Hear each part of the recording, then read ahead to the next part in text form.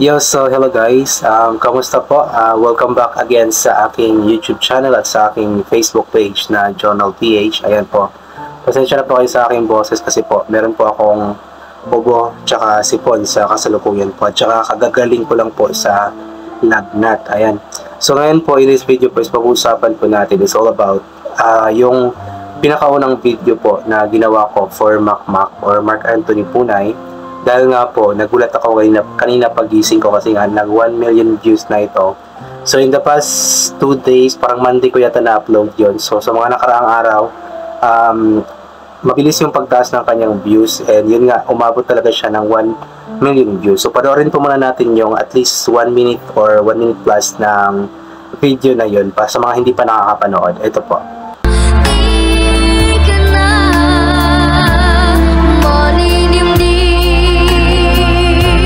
Isang 7 years old na bata nga po ngayon na mula sa Cebu ang unti-unti nga pong gumagawa ng kanyang pangalan sa industriya ng musika dito sa Pilipinas. Ang batang ito ay walang iba kundi si Mark Anthony Punay na isa nga po sa mga kalahok sa kasalukuyan nga po na The Voice Kids at sobrang dami talaga na humahanga sa kanya kasi nga napakaganda ng kanyang boses, napaka-inosente at damang-dama mo talaga kapag siya ay kumakanta. Sa mga hindi po nakakaalam, si Mark Anthony Punay nga po o si Mac ay ang bata nga po na nag-trending mga ilang buwan na ang nakalipas dahil nga sa kanyang makapanindig balahibong pagkanta ng kantang Inay kung saan maliban sa napakaganda nga po niyang boses ay napaka-inosente pa nito at talagang tumatagos sa ating mga puso ang kanyang pagkanta.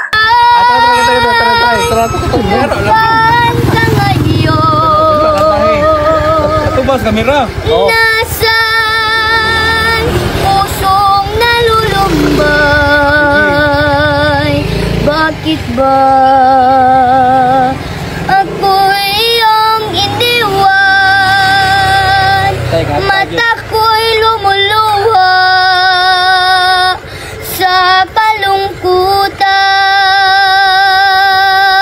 So yun guys, yun po yung at least first part po ng ginawa ko pong video for Mac the other day. So yun nga po guys, nakakagulat lang po kasi umabot talaga ito ng 1 million views. So ibig sabihin lamang nun guys, dahil umabot po ng 1 million views, ibig sabihin is marami talagang nagmamahal kay Mac, marami ang nag-aabang sa kanya. And I'm hoping guys na yung 1 million na views or 1 million plus na views na yon ay susuporta po kay Mac sa dating nga po ng Grand Finals this December 15, 2024. Sana po is iboto po natin si Mac sa kanyang laban nga po sa Grand Final. So para bumoto po, ito pong nasa screen po natin itong tawag nito barcode.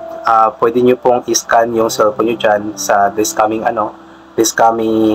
December 15. And pwede rin po kayong bumisit sa jmanetwork.com/tvkvote. So ngayon po, pwede pa kayong mag-register muna. I-register nyo po yung account nyo.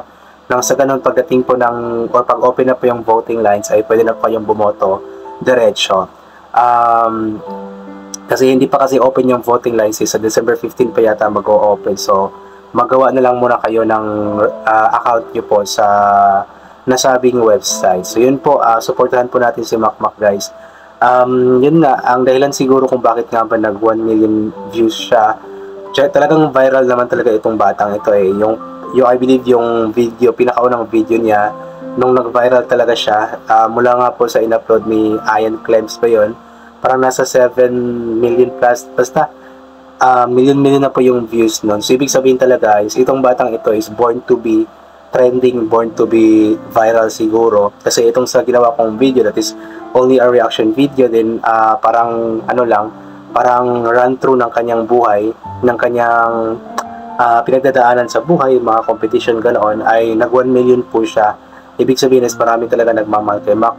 And alam ko naman na ang dahilan kung bakit minahal natin si Mac ay dahil nga po sa kanyang kakaibang estilo ng pagkanta. Although maraming mga singers dyan na magagaling kumanta, magaling bumirit, magaganda ang boses, pero si Mac kasi yung klase ng bata na kahit hindi man bumirit ay talagang hahangaan mo na. Kasi yung kanyang pagkanta is mula talaga sa kanyang puso alam mo yung try nyo pong pumikit habang kumakanta si Mac, di ba? Ang sarap pakinggan at para bang dinuduyan ka para makakatulog ka sa ganda ng kanyang boses. Napaka-angelic kasi ng kanyang voice, very innocent ng kanyang voice. Maliban sa napakaganda ng boses, yun po yung ano niya, yung napakalaking bagay para sa kanyang way ng pagkanta, yung mula sa puso. Kaya ayan, good luck sa iyo, Makmak. Ipag-pray namin na sana nga ikaw ang magiging champion sa The Voice Kids 2024. Although yun guys, hindi lang sa talent tayo mag-ano kasi kung siguro kung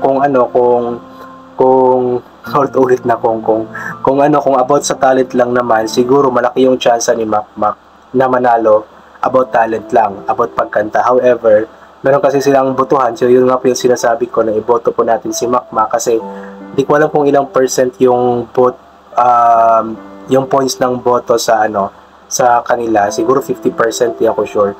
Pero kung ganun man 50%, so kailangan talaga na double time tayo na mag-support kay Makmak sa darating nga po na December 15 Grand Finals ng The Voice Kids 2024. Yun po, umaasa ako na yung 1 million views po na nakuha ko sa ginawa kong video ni Makmak ay susuporta nga po sa kanya, magboto nga po sa kanya. Pero kung hindi naman, okay lang din naman, may kanya-kanya naman tayong gusto ng mga bata. So yun, of course, suportahan din po natin yung iba, like sila Hebron, sila Nevin, sila Wences.